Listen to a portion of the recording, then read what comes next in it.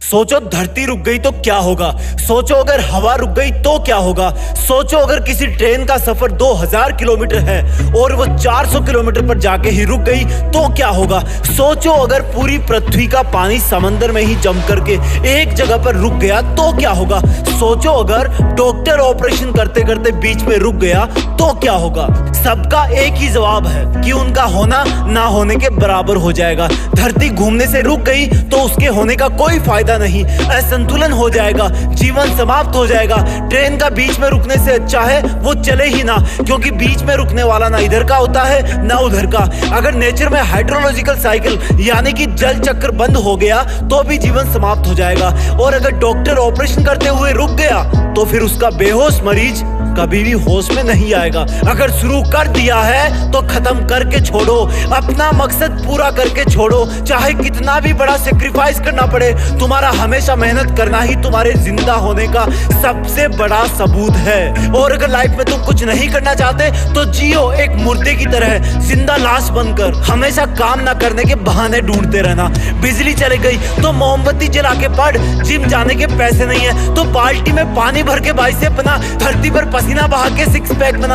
अगर मोबाइल में नेटवर्क नहीं आ रहा तो किसी और के मोबाइल से बात कर, खत्म कर और काम पर लग जा। वेट मत कर नेटवर्क के आने का। अगर स्टैंड पर बस नहीं आ रही तो भीड़ से थोड़ा हटकर स्मार्टफोन में खोए हुए इंसानों की तरफ देख के सोच कि तू आज इस भीड़ का हिस्सा क्यों है। नहीं चाहता था ना तू भीड़ का हिस्सा बनना, तो फिर जो शुरू तूने किया है उसको खत्म कर। चाहे तू किसी भी टाइम में हो, किसी भी जगह पे हो, किसी भी मौसम में हो। बड़ी बड़ी दिक्कत यह है कि तुम बार बार घड़ी की तरफ देखते रहते हो।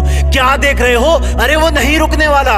अगर तू कर सकता है तो इसमें थ्योरी ऑफ रिलेटिविटी, सापेक्षता का सिद्धांत लगा, उसको देखना बंद कर। और जितनी स्पीड से वो टाइम भाग रहा है उतनी ही ताकत से तू भी अपने काम में, अपनी मेहनत में, अपनी पढ़ाई में मन लगा। जब तुम भी नॉन स्टॉप मेहनत करोगे तभी तुम टाइम के साथ ढल पाओगे। किसी महान काम को अंत तक अंजाम देने के लिए लगातार काम करना पड़ता है। अगर कोई महाराजा युद्ध करने जाता है तो वो अंत तक लड़ता है, जब तक वो विजेता ना बन जाए या फिर जब तक उसके प्राण ना चले जाए। आज तुम्हें कोई दुश्मन के पास नहीं भेज रहा, क्योंकि ऊपर वाले को पता है कि तुमने तुम्हारा सबसे बड़ा दुश्मन खुद को ही बना रखा है, जिससे तुम कभी जीतना तो छोड़ो, जीतने की सोचते भी नहीं। जिस दिन तुम दुनिया को डील करने से पहले खुद को डील करना शुरू कर दोगे उसी दिन से तुम जिंदा माने जाओगे, क्योंकि तुम्हारा खुद के काबू से भागना ही तुम्हारी मेहनत को बीच में रोकने की सबसे बड़ी वजह है। तुम्हें कोई जबरदस्ती नहीं रोकता है, ये तुम्हारी इंद्रियों का स्वार्थ है, जिसको काम चोरी में मजा आने लगा है। थकना नहीं पड़ता, पसीना नहीं बहाना पड़ता, आंखें किताब में नहीं घुसानी पड़ती, मीठे मीठे काल्पनिक सपने देखने में कोई दिक्कत नहीं होती। धीमे चलो या तेज चलो लेकिन चलते रहो, लेकिन इतना धीमे भी मत चलना कि टाइम तुम्हें पछाड़ दे, क्योंकि सब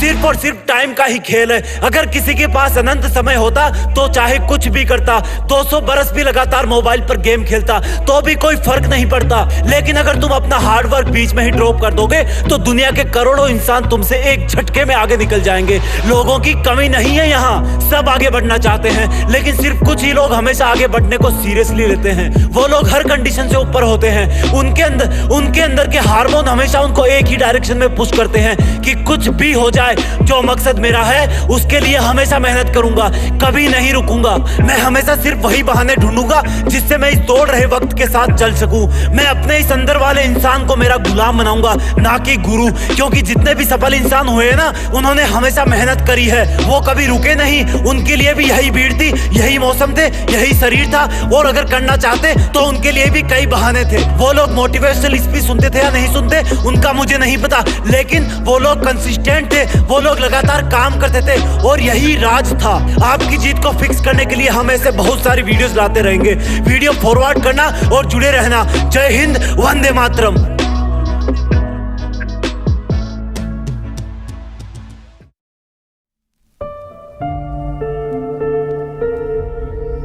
जीत फिक्स।